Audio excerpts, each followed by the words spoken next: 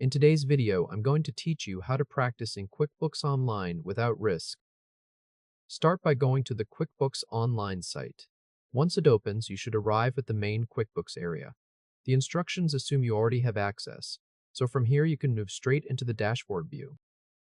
On the screen, you may see a security check page before the dashboard appears.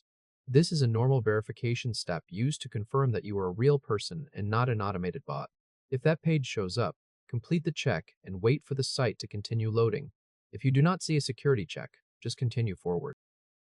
After that, the page will redirect you to the dashboard for a sample company.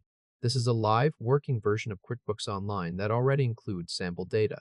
You are not working inside a real company file, so the records you see are there for practice. Now look over to the left sidebar. You will see the main navigation tabs including Dashboard, Sales, Expenses, and Reports.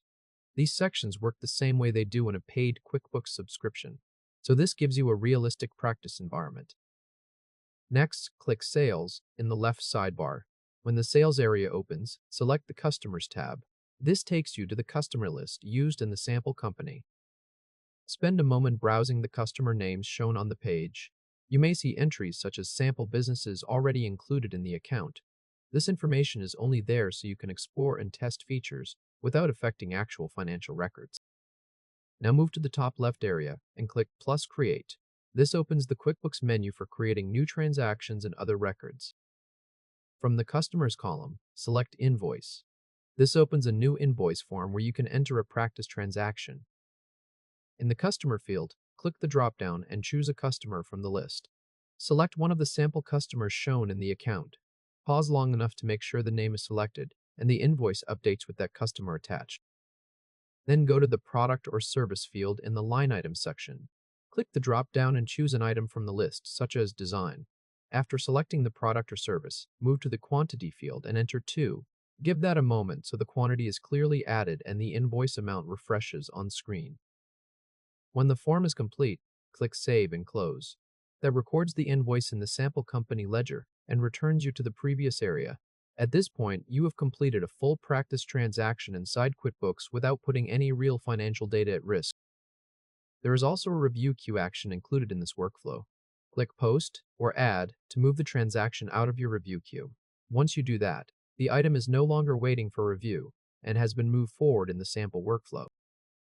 To confirm that this environment is truly a sandbox, go to the top right corner and click the gear icon. When the menu opens, select Sign Out. This logs you out of the sample company session. Now reopen the test drive address and go to the CAPTCHA again if it appears. Wait for QuickBooks to load the sample company one more time. Once you are back inside, go again to Sales, then Invoices. This takes you to the invoice list in the refreshed sample company. Here you should notice that the invoice you created earlier is gone. That is the key behavior of this practice environment. Each time you sign out and enter again, the sample data resets back to its original starting point.